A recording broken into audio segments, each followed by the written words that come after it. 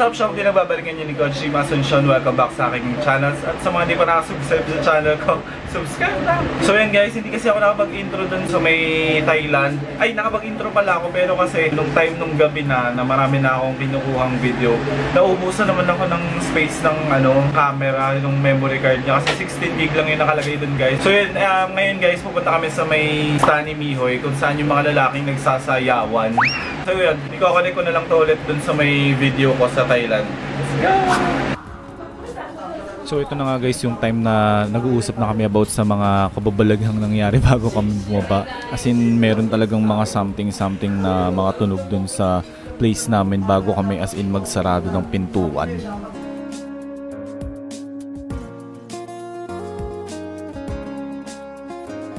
So guys, papunta na kami ngayon sa Stanley Mihoy and we will see Luis Manzano there.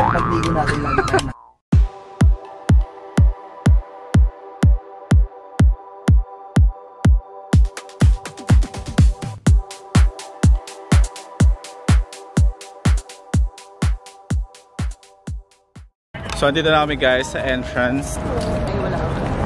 Makikita na natin si Luis Manzanas. Meron sila ditong massage. Uy, dapat pala dito nagpagupit oh. Dapat kasi guys gagawa ko ng barbershop na vlog. Haircut vlog. Dapat pala dito So ito guys, para siya talagang night market. So marami siyang mga ganap-ganap dito. And syempre kainan, mga para siyang tiangge. Tapos mga street food, syempre hindi mawawala yun dito sa Thailand. And bago kami umalis, feeling ko gusto ko talaga muna kumain ng pad thai kasi syempre iba pa rin yung authentic. Yeah. Kasi parang halos sobrang dami kong, hindi naman sobrang dami, marami akong nakaing pad thai nung mga nakaraang araw. Wow. Yeah. Araw lang to. Araw na rin yun, dalawa. So ito guys yung mga sinasabi kong street food nila. Yan, marami yan. Tsaka syempre hindi mawawala yung sticky mango, mango sticky rice. Yan, tapos yun mga kainan, seafood. Oh my gosh guys, nakikita ko na yung mga lalaki nagsasayaw. Actually dapat yung i-content ko dito is yung mag-short ako lang katulad nila. Tsaka yung meron akong sando kasi na as in yung low side. Pero ang hassle na kasi nga diretso na kaming airport nito after, kaya hindi ko na kung ano yung gagamitin ko pa uwi, ayun na yung gamit ko ngayon. Barber. Kaya ngayon, sabi ko hindi ko na natuloy yun ako eh. Ayan na siya! Ayun yata sila. Sa taas. So pakita kami guys. Let's go. And ngayon palang nakakarinig na kami ng mga unggoy na napadpad dito sa Let's go, kita tayo.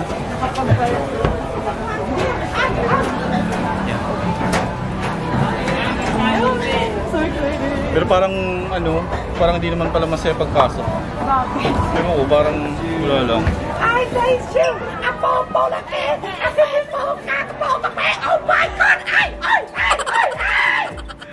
Ganun guys, sa sobrang daming unggoy dito, yung iba nandito sa Stanley Mihoy. Charot lang. Kasi lang guys. So isa pa guys sa mga inaabangan kong matikman dito sa Stanley Mihoy. So maanghang talaga siya. Pero mukhang masarap siya. Okay. Pag sinayawan nila ako dito guys, sasayawan ko rin sila ng pangmalakasan. Sabi ni Lakad. Ha? Lakad. Ding ka? Isa sa hindi naman siya negative in Thailand, pero isa sa masakit sa bulsa sa Thailand is wala silang service water, di ba? Lahat may bayad yung water nila dito.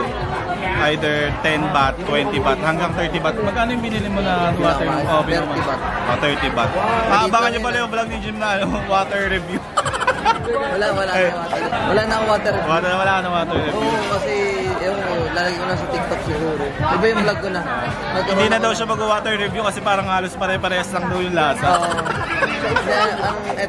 Ang problema natin ngayon. Ang problema namin kasi kami na lang matitira. Yan. Yung Outloom. So, naka-vlog pa ako.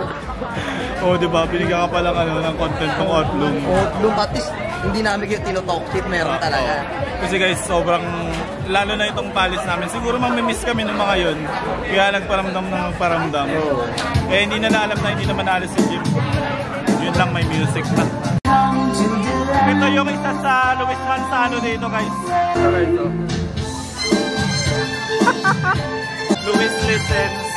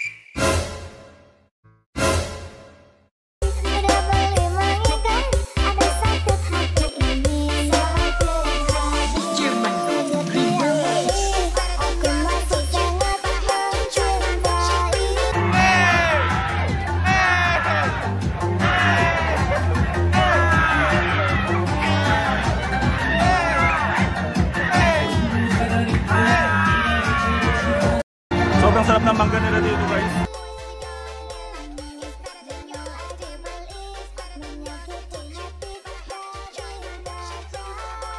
So guys, may dalubyo ang nangyayari dito.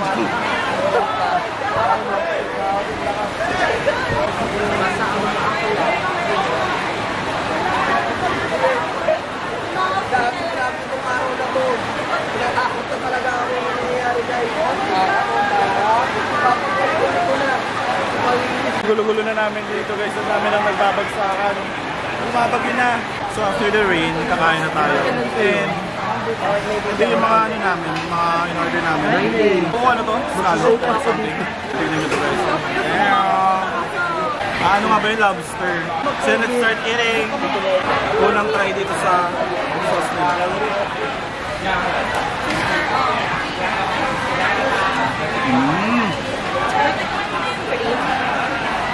Saan mong ano nila nung red nila? Titigman ko lang yung green. Hindi na ganun talaga. Ay! Yung gusto yung green nila na sauce guys kasi yung may isang spice basta dahon yan yung hinalo nila sa food nila na ayoko. Pero ito masarap tong bread.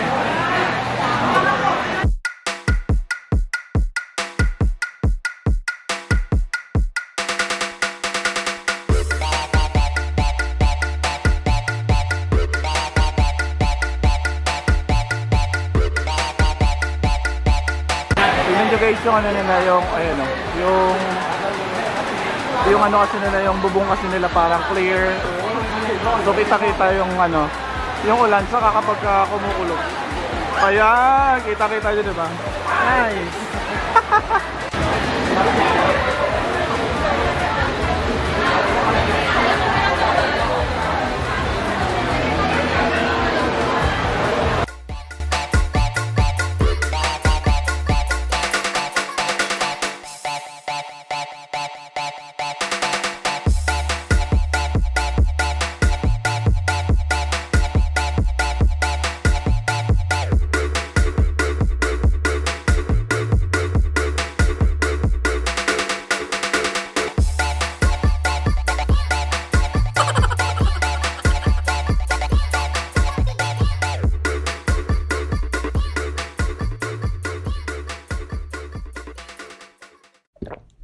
So yun guys, nakikita nyo naman na nasa bahay na ako.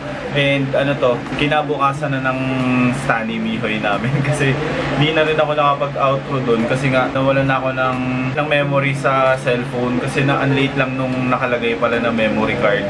Nagmadali na rin kasi kami kahapon. Hindi naman nagmadali, kumbaga parang tuloy-tuloy na rin yung nangyari. Kasi nga after Stanley Mihoy, diretso na kami dun sa airport. Anyway, ayun, nag-enjoy naman kami dun sa may place.